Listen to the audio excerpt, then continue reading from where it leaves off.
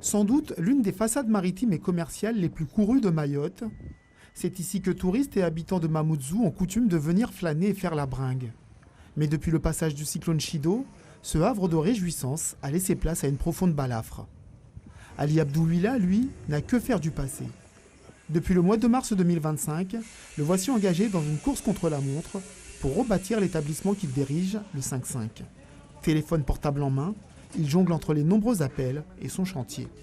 Il y a des fournisseurs qui nous appellent parce qu'ils doivent nous livrer du matériel. Et il y a aussi des problèmes qu'on doit régler parce qu'on n'est pas encore à point totalement. Les travaux de rénovation vont bon train.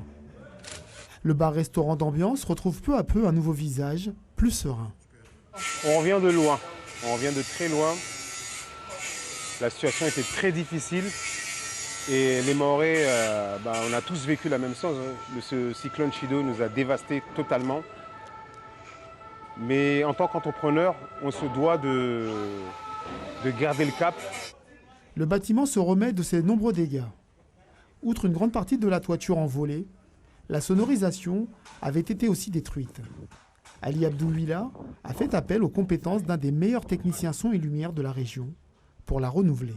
Donc on a apporté une expertise pour que le son soit de qualité sans pour autant déranger les autres personnes autour, que ce soit justement en son, en lumière aussi par rapport à la barge à côté, aux maisons, aux bars qui peuvent être à proximité.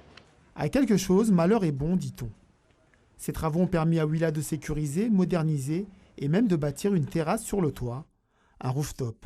On dit souvent aux gens de choisir Mayotte, mais c'est à nous d'abord, nous les Mahorais, de choisir Mayotte et donner envie aux autres qui sont à l'extérieur de venir. 9 mois après le passage du cyclone Chido, Ali Abdouila continue de se projeter vers l'avenir. Il ne sait que trop à quel point entreprendre à Mayotte nécessite de s'organiser, d'anticiper.